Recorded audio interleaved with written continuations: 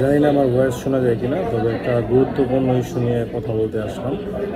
সেটা হচ্ছে বর্তমানে কিন্তু ভাইরাস জ্বরের প্রকোপটা খুব বেশি এবং মানুষের হৃদরোগের যে একটা প্রবণতা আছে, স্ট্রোক, তারপর নানান জিনিস, এগুলোর প্রবণতাও বেড়ে গেছে।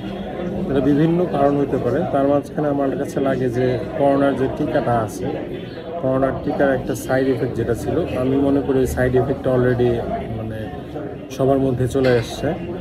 নাহলে এত ভাইরাস জ্বর, এত হৃদরোগ এবং এত হার্টের ঝুঁকি যারা রোগী আছে, এত হারে কখনোই বাড়তো না।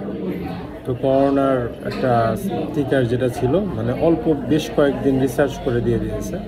আমার কাছে লাগে যে অল্প বেশ কয়েকদিন রিসার্চ করে দেওয়ার ফলে সাইড ইফেক্টটা এখন মনে করেন ভালোভাবে আমাদের ব্যক্তি জীবনে আঘাত আছে। আর এছাড়া আমাদের মনে করি হৃদরোগের যে ঝুঁকিটা আছে, হৃদরোগ অথবা হার্ট অ্যাটাক, স্ট্রোকের যে ঝুঁকিটা আছে, সেটা আসলে আমরা নিজেরাই দায়ী এটা বৃদ্ধির কারণে।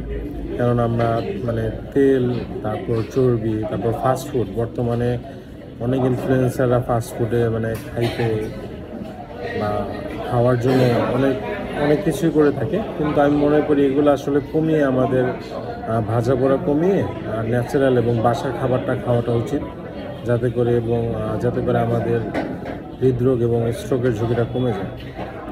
আর যে ভাইরাস জ্বরটা পুরোপুরি বাংলাদেশে সব জায়গায় ছড়াই গেছে, এটা আসলে আমাদের করণীয় অনেক কিছু আছে, কিন্তু সচেতনতা হচ্ছে প্রথম ধাপ।